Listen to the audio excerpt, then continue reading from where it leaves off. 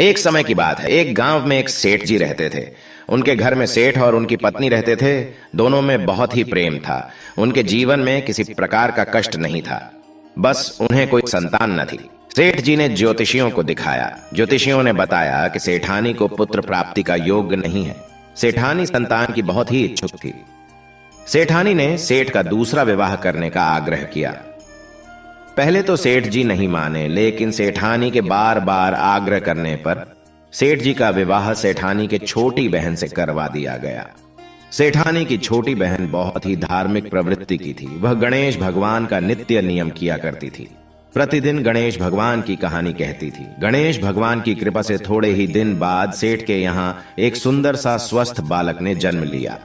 बच्चे के जन्म से सेठ और उनकी दोनों पत्नियां बहुत खुश हुईं। सबके दिन बड़े ही आराम से बीत रहे थे। लेकिन कुछ दिनों बाद बड़ी सेठानी के मन में कुविचार ने जन्म ले लिया। वह सोचने लगी, मेरा तो इस घर में कुछ भी नहीं है, सब कुछ छोटी का है। मेरे पति पर भी अधिकार जमा लिया है, संतान भी उसी का है। यह कुविचार उसके मन ही मार उसे खाने लगा। इधर छोटी का बालक धीरे धीरे बड़ा हो रहा था। अब तो बड़ी सेठानी के मन का विचार एक विशाल वृक्ष का रूप ले लिया था। अंततः एक दिन उसने छोटी के पुत्र को रात को सोते समय मार डाला। उसके शव को उसने घर के पास वाले तालाब में फेंक दिया, जिसमें छोटे प्रतिदिन नित्य नियम का फूल फेंका करती थी। सुबह होते ही सबको इस बात का पता लग गया। पूरे घर में कोहराम मच गया। सेठ सिर पीट पीट कर रोने लगा। लेकिन छोटी सेठानी प्रतिदिन की तरह गणेश भगवान का नित्य नियम की आराधना में लीन रही, जैसे कि उसे कुछ पता ही ना हो। कथा कहानी समाप्त करने के बाद वह फूलों को समेटकर तालाब में छोड़ने के लिए गई। जब वह तालाब से लौटने लगी, उसी समय उसका पुत्र तालाब के भीतर से निकलकर आता हुआ दिखाई पड़ा, जैसे कि कहीं आसपास से ही घूमकर आ रहा हो।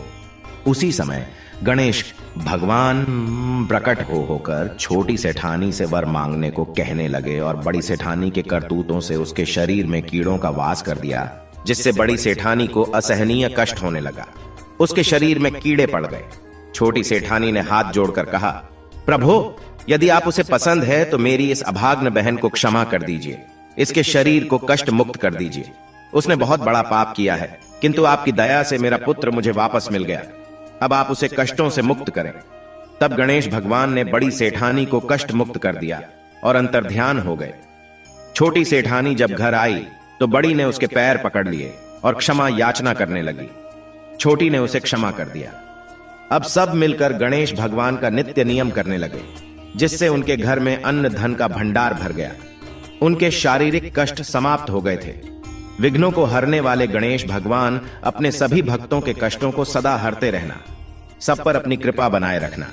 कहानी अधूरी हो तो पूरी करना, पूरी हो तो माने रखना। के लिए गणेश भगवान की जय हो।